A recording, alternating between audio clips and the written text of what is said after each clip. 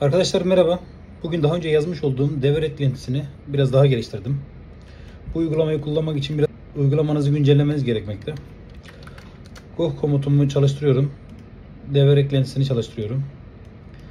Bu şekilde karşımıza bir form çıkıyor. Bu formda istediğimiz güzergahı seçtikten sonra o güzergahla ilgili tüm kritik noktalar eklenmiş oluyor.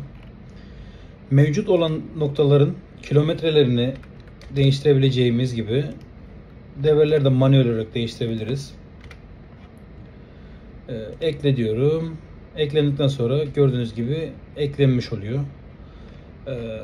Yeni manuel noktalar veyahut da duruma göre hangi kritik noktaysa bunları manuel olarak da tek tek ekleyebiliyoruz. Bir örnek göstereyim. Dördüncü güzergahımda hiçbir kritik nokta yok.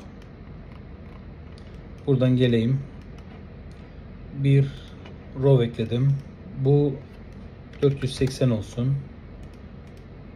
Bu end normal crown olsun. Bunların hangisinin ne olduğunu bilmek istiyorsanız buradan bakabilirsiniz. Buraya bir image, bir fotoğraf ekledim. Daha sonra bir row daha ekledim. Bu kaçta olsun? 520 olsun. Bu da level crow olsun. Bir tane daha ekleyeyim. Bu da 560 olsun. Bu da begin full super elevation olsun. Rastgele noktalar giriyorum. Bu şekilde eklediğim zaman gördüğünüz gibi devre eklenmiş durumda.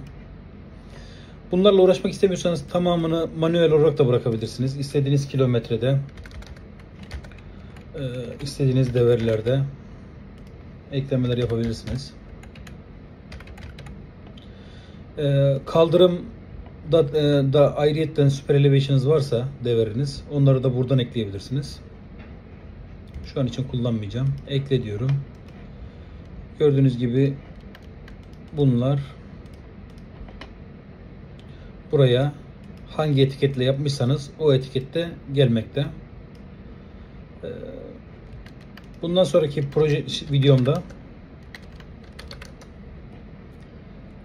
proje hız, gruplara göre hız belirleme, plan koteyi tanıtmayı düşünüyorum. Noktaların kilometre offsetine, etiketlerin döndürülmesiyle ilgili kısmı anlatacağım. Sırasıyla ilerleyecek. Her anlattığım videoda bazı değişiklikler yapıyorum, bazı performans artışları.